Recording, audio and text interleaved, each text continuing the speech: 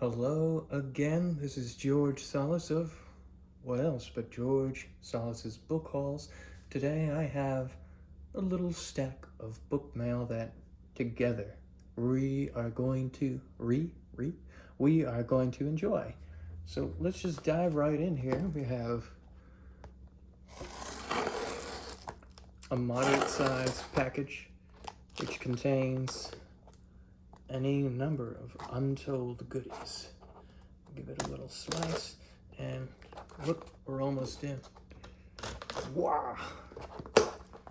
Oh, wow.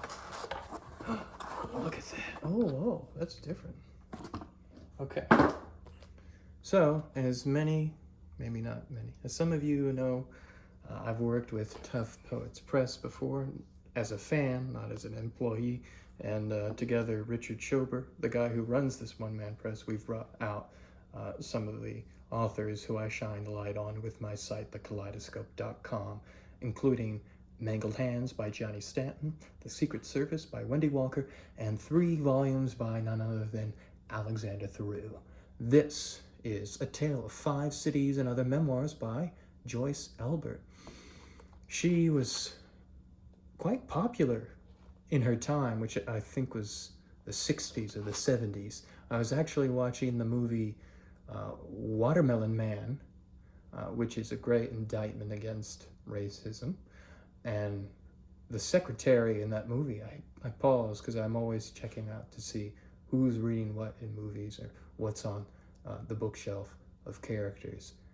Like I saw a copy of The Satanic Verses in a Seinfeld episode. But one of the secretaries in Watermelon Man was reading Joyce Elbert, and I sent that to Richard Schober, and he got a kick out of that. But this, let's see, I don't really know much about it. This feels a lot different than the usual Tough Poets Press book. It's a different finish, waxier. I don't know why that's the difference. Maybe Rick, you can send me a message and explain yourself. But yeah, always love titles from Tough Poets. I support his Kickstarters any chance I can get. And let's just read the beginning. Movies, 1934. My mother started taking me to the movies that winter, little suspecting the powerful impact they would have on my life. The first movie I ever saw starred bouncy Shirley Temple singing The Good Ship Lollipop. According to 20th Century Fox, to whom she was under contract, their remarkable child prodigy was 4 years old. Just think, my mother wistfully said as we took our seats. She's the same age as you. Movies that have an impact as a child. That reminds me of The Spirit of the Beehive. And seeing the children in that movie saw Frankenstein, and that had quite the impact on them. So that's one. What else do we have? Oh, I think I know what this one is. What's the best way to open it? Don't want to hurt it. Whoop. Ooh. That one needs some forearm muscle because there's cardboard. Oh, that's the oven. Someone's baking me a cake. And let's cut through here as gently as we can. And then it's going to be revealed to us. I can tell you this one's going to be worth the wait. Or at least I hope so. I wonder if that's enough. I'll just take my vice grip hands and whoop. Damn, they really.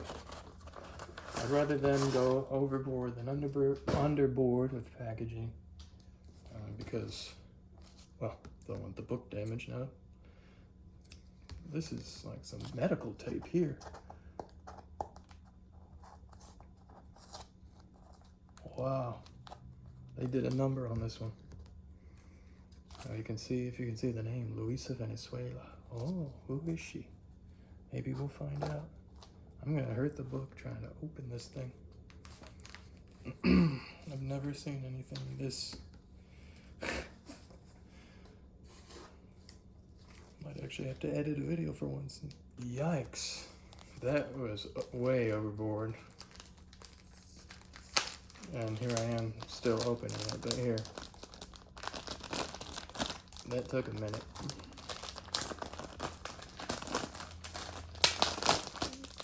It's worth the effort. This is Bedside Manners by Luisa Venezuela. She's an Argentinian writer whose mother was famous way back in the day and was friends with Julio Cortázar and Jorge Luis Borges and all the people who were important at that time and still are important because their works were great. So yeah, Luisa Venezuela grew up in that atmosphere, and since 2019 I've been trying to get in contact with her, and finally I got in contact with her. An interview with her is in the works and will be published soon for early reading. You can support everything I do by getting some benefits through patreon.com.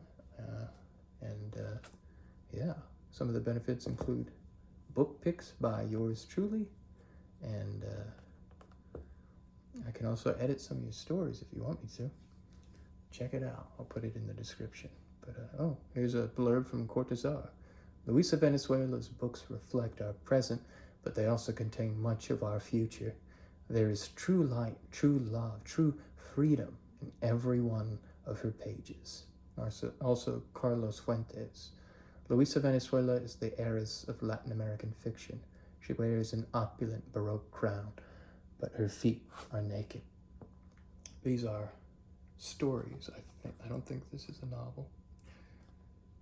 It's translated by the great Margaret Jewel Costa, and it actually might be a novel. Oh yeah, it is. Short one at that, but this is a signed copy from 1996. To Stephen, thank you for a very enticing, maybe, intelligent, I don't know what that says, but it's signed by her. Let's read the beginning. I've read a couple of books by her. I really enjoyed The Lizard's Tale, which I wrote about in my column, and I also read He Who Searches, which is also a really good novella that I'd recommend. So it begins.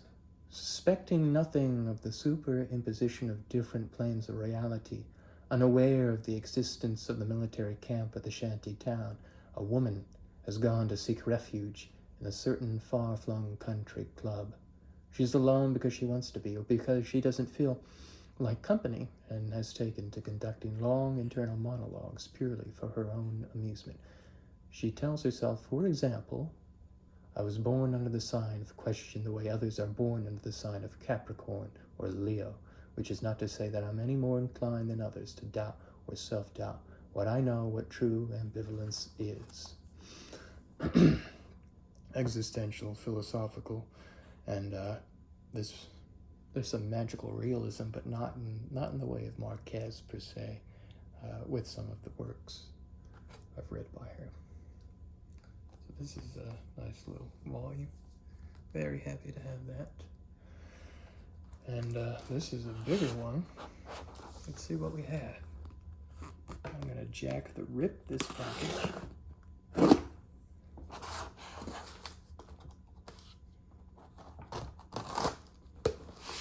Much easier to open than the last one. I don't think I'll need a jump cut here, but maybe I'm speaking too soon. I'm gonna cut myself one of these days. Whoa. Okay.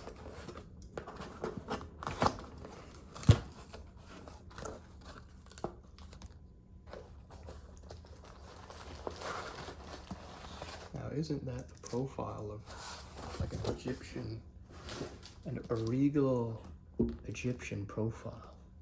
This is The Eyes of the Interred by none other than Miguel Angel Asturias, winner of the Nobel Prize for Literature, yet almost all of his work is out of print, wrongly so. as you might have seen in my previous videos, I've been collecting his works, and every little excerpt I read is amazing, really amazing. And that's saying a lot for me, who kind of can be pessimistic at times, or just, a lot of things just don't have a voice. Nice book card, or book mark they've included here. But Asturias has a voice. This is actually part of a trilogy. I think it's the third part, and I think it's generational or thematic, so I don't necessarily need to read them in order, but I will try if I can hunt down the other two. But I think the other two I think that's all I need, and I'll have all of them, or close enough. So let's see. This is translated by another great translator, Gregory Rabassa. He injects, I think, like Mayan mythology into his works. So he lives up to his face profile. His Facebook profile. No. Let's see how it starts. The gringos are swilling again. Anastasia. Anastasia with no last name, no watch, no drawers, everything out in the open. Like the people in the town, name, time, sex, could not hold back.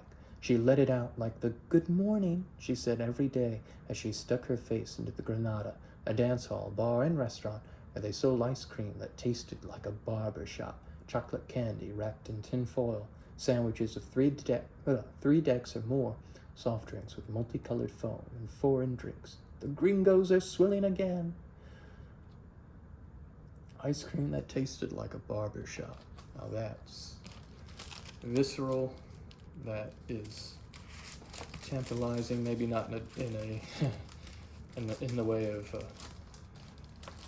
tasty, but intellectually tantalizing. Now look at that. That's nice green cloth bound. I love the color of this green, like the jungle. So that's all. Just 3 books, but I think they're pretty special if you ask me. What do you see here that you like? Anything? And what have you gotten recently in the mail? Or what have you hunted down physically in a bookstore, which is even better than receiving something in the mail? Let me know in the comments. Thanks for watching. If you like it, hit that like button. If you want to subscribe, hit that sub button. And if not, that's okay too. Thanks for stopping by, and I will see you, as always, next time.